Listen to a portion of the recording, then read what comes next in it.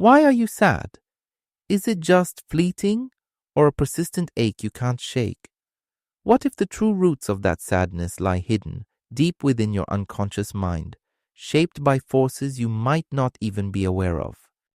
Today, we're bypassing superficial answers and diving into the profound psychological insights of two giants, Sigmund Freud and Carl Jung.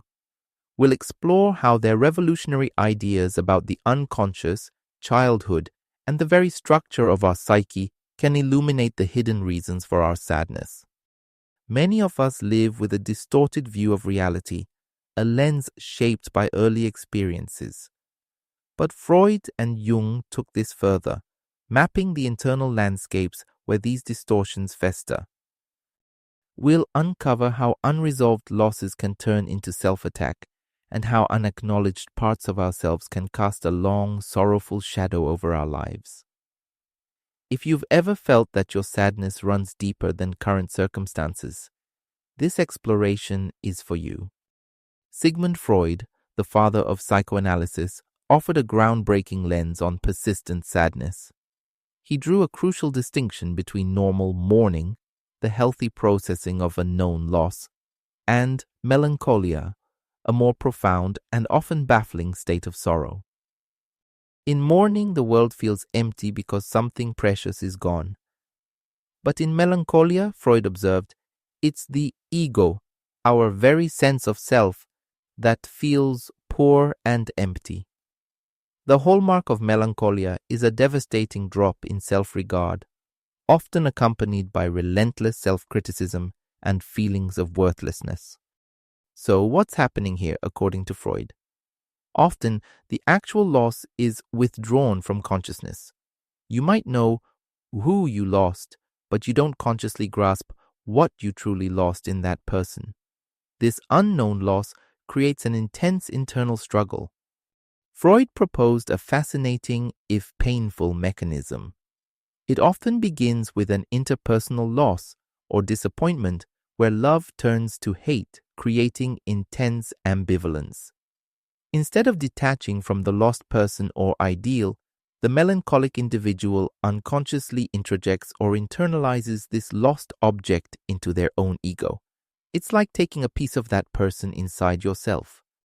Now here's the twist. Your superego, that internalized voice of parental and societal authority, your inner critic, then directs all its harshness, its sadistic impulses, not at the external person you're actually angry with, but at this internalized version within your own ego.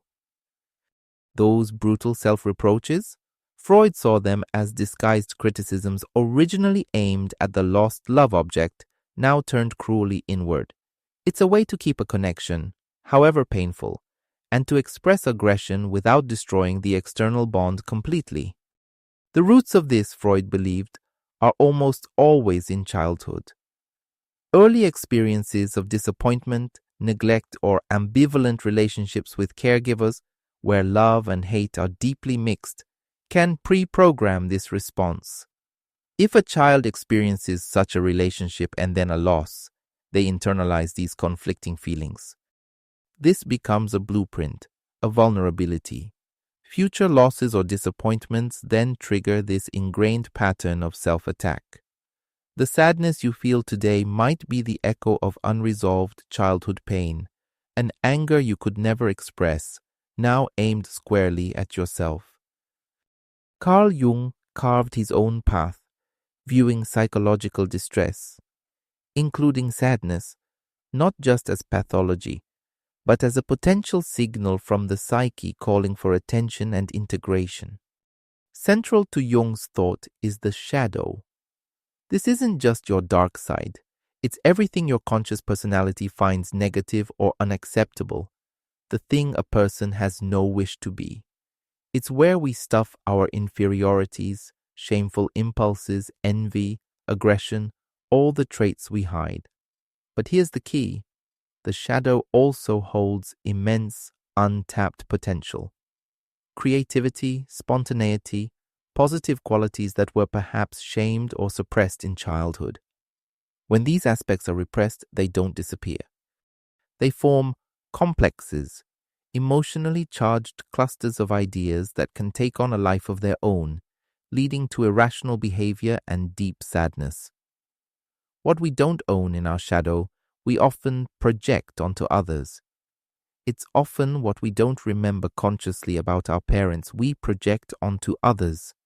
That feeling that people won't tolerate you, that fear that others are judging you, that often comes directly from an unloving or critical parental figure you've long since forgotten.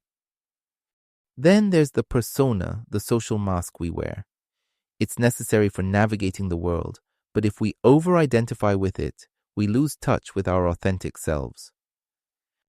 Childhood trauma can force the development of a false self as a protective shell, making genuine trust and connection incredibly difficult, leading to isolation and a profound, lingering sadness. Are you living through your true self or a carefully constructed mask? The gap between the two can be a chasm of sorrow. Jung also spoke of complexes as splinters of the psyche, often born from trauma or emotional shock. These feeling-toned complexes can dominate our personality, disrupt our consciousness, and fuel anxiety or depression. As Jung famously said, everyone knows nowadays that people have complexes. What is not so well known is that complexes can have us. For Jung, symptoms like sadness or depression could be profoundly meaningful. He saw the psyche as self-regulating, attempting to guide the individual towards individuation, the lifelong process of becoming a whole, integrated self. Sadness, then, might be your psyche signaling an imbalance, a neglected part of yourself, like the shadow or perhaps suppressed feminine masculine energies, crying out for recognition. It's a painful invitation to explore what parts of you need to be brought into the light for you to become more whole. For Jung, dream interpretation can offer profound insights into what our unconscious mind communicates to our waking awareness. Share your dream in the comments, and I'll provide a clear interpretation to help you understand its meaning. So, what do we do with these powerful and sometimes unsettling insights from Freud and Jung? It's not about simplistic self-diagnosis. It's about recognizing that the sadness many experience isn't just a chemical imbalance to be medicated away, or a weakness to be overcome with positive thinking. It often stems from these incredibly deep, unconscious dynamics. Society often pushes us towards quick fixes, towards maintaining a facade of constant happiness. But this can lead us to ignore the profound messages our sadness might be trying to send. Are you engaging in self-attack like Freud described? Is there an unacknowledged loss, an unexpressed anger festering within? Or, as Jung might suggest, is your sadness a sign that you're disconnected from vital parts of your true self, living too much through a persona, or haunted by the projections of your unowned shadow? Understanding these mechanisms isn't about blaming your parents or your past. Our parents, too, were products of their own upbringings and unconscious forces. It's about acknowledging the impact and the patterns that continue to play out. It's about moving beyond a superficial understanding of our emotions to engage with the rich, complex, and often challenging reality of our inner world. This deeper understanding is where true transformation begins. So, why are you sad? As Freud and Jung illuminate, the answer often lies buried in the unconscious, in unresolved losses that fuel self-criticism, in disowned parts of ourselves that yearn for integration, in the intricate ways our earliest experiences shape our present reality.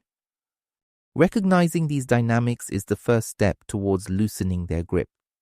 It's an invitation to approach your sadness not as an enemy, but as a messenger, potentially guiding you towards a deeper understanding of yourself and a more authentic, integrated way of living. The path to lessening this deep sadness often involves courageously confronting these hidden truths. These are complex ideas, and they touch on very personal experiences.